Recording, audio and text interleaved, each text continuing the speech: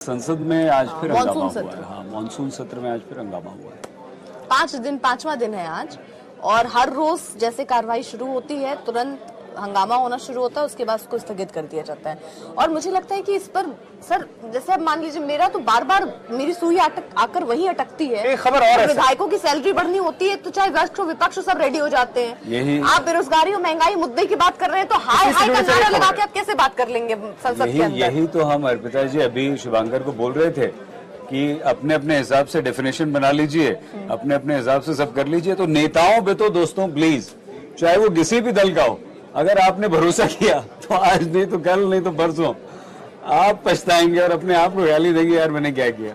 Rail मंत्रालय ने, ये अच्छी खबर, इस पर हम बात कर सकते हैं। रेल मंत्रालय ने सभी बुजुर्ग से लेकर जितने भी कोटा होते थे, जो रिलीफ कंसेशन मिलता था, उसको खत्म कर दिया। कोरोना के टाइम पे किया था और उसके कोरोना बाद के टाइम पे होल्ड किया था। हाँ, उसके बाद अब कह दिया कि अब करेंगे। अब उन्होंने कहा कि देखिए बड़ा घाटा हो रहा है, लेकिन सरकार की तरफ से जो नेताओं को कंसेशन मिलता था वो जारी है। और आपको जानकर हैरानी होगी कि ये जो पूर्व सांसद हैं, मौजूदा तो छोड़िए, पूर्व वाले भी सेकंड एसी में अपने साथ एक आदमी को लेकर चल सकते हैं। तो ये आम आदमी पर आपने कहा कि बोझ हमारा पड़ रहा है और मंत्री जी पर नहीं पड़ेगा, वो सरकार की तरफ से जारी है। लेकिन रेल मंत्रालय ने बाकी सबको जितने कोटे थे, केवल दिव्यांग लोगों को छोड़कर बाकी सारे खत्म कर दिए। तो इस पर आपका टेक क्या है? देखिए, अभी फ्री बीस की बहुत बात चल रही है। बहुत अरविंद केजरीवाल और प्रधानमंत्री नरेंद्र मोदी के बीच में काफी ये सारी बातें भी हुई कि फ्री में आप दे रहे हैं, कहीं हम श्रीलंका की तरफ तो नहीं बढ़ रहे हैं, उस स्थिति की तरफ हमारा देश तो नहीं आ रहा है। बड़ा डर लगता है सोचते हुए भी, ये बोलने में भी, दोस्तों इस बात को करने में भी डर लगता है। लेकिन हमारे देश और विभिन्न राज्यों को मिलाकर हमारे ऊपर जो लाखों करोड़ रुपया का कर्ज है इस वक्त, तो ऐसे में हमें लगता है जैसे सब्सिडी खत्म हो गई है, सिलेंडर पे जो सब्सिडी मिलती थी वो खत्म हो गई है। ये बुजुर्गों को, बुजुर्ग नहीं कहेंगे इन्हें, सीनियर सिटीजन्स कहेंगे, और यही बीजेपी सर जिसने पेंशन भी खत्म की थी अटल जी के दौर में। हाँ ठीक है, पेंशन खत्म, उसके बाद भी पेंशन खत्म हुई है, उसके बाद केंद्र के कई सारी जगह पर पेंशन खत्म हुई है। तो ये एक बहुत नीतिगत फैसला है, निर्णय है, जैसे नीति आयोग को लेना चाहिए, संसद में इस पर बात होनी चाहिए।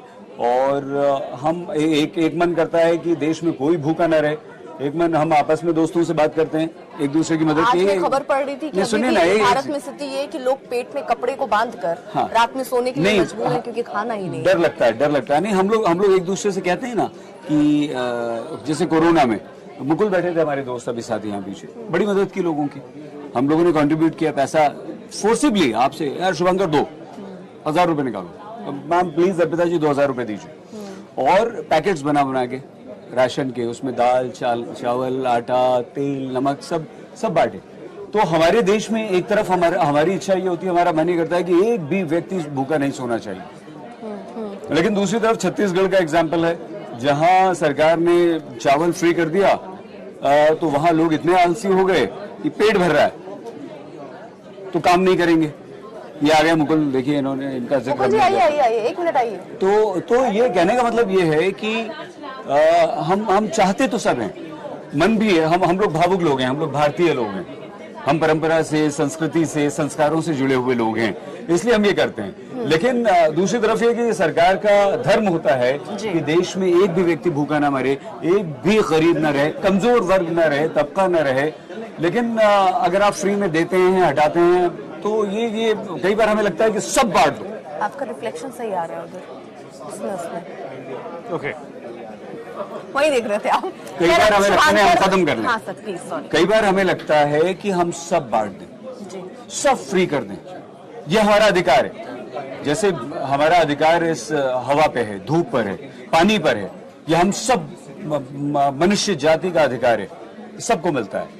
तो उसी तरह पेट भरने का अधिकार सब करना चाहिए सरकारों को। लेकिन उससे पहले हमारा देश तो मजबूत हो, सरकार तो मजबूत हो, हम पे कोई कर्ज ना हो, हम इतने शक्तिशाली हों। हम अभी विकसित नहीं है, विकासशील राष्ट्र हैं, हम विकसित होने की दिशा में आगे बढ़ रहे हैं। तो मन तो बहुत करता है शुभंकर, अर्पिता जी, मन तो बहुत कुछ करता है। लेकिन सईद जी, सवाल ये आता है कि बड़े बड़े कारोबारियों के पैसे माफ हो जाते हैं, बड़े तो इसीलिए तो बोल रहे हैं नेताओं पे भरोसा मत करो, यही तो कह रहे हैं। बिजनेसमैन के माफ हो जाएंगे, शराब के लाइसेंस के लेके माफ हो जाएंगे, लेकिन जब आम आदमी को जाएगा तो हाँ रेवड़ियों की बात आ जाएगी। तो दोनों चीजें हैं जिस पर लंबी चर्चा हो सकती है मुझे लगता है। और बिल्कुल बिल्कुल बेशक। बहुत लंबी चर्चा है, दोनों के प्रो कॉन्स हैं और उस पे एक गहन चिंतन मंथन। हाँ बहुत, और ये तो बहुत अच्छा मुद्दा आपने उठा दिया।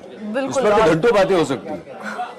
लेकिन अभी फिलहाल हम लोग वाइंड अप कर अर्पिता जी लेते हैं। निकलना चाहती हैं तो जैसे एक चीज और बता दें, हमारा ये मन है, ये बहुत ही निजी विचार है दोस्तों, आप लोगों ने शेयर कर रहे हैं, आपने बहुत अच्छा मुद्दा छेड़ दिया।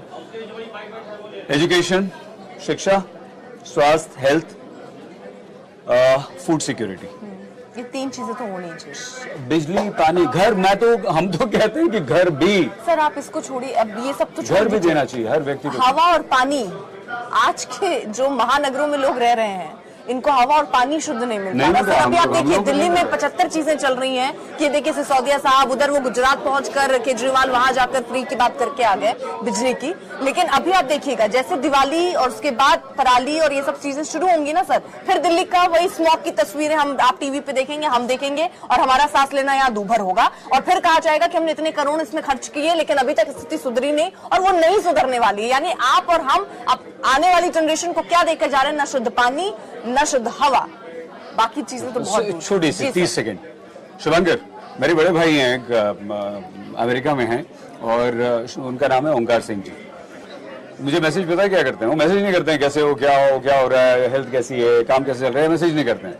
वो मुझे वहां का AQI मैसेज करते हैं और कहते हैं कि आजा।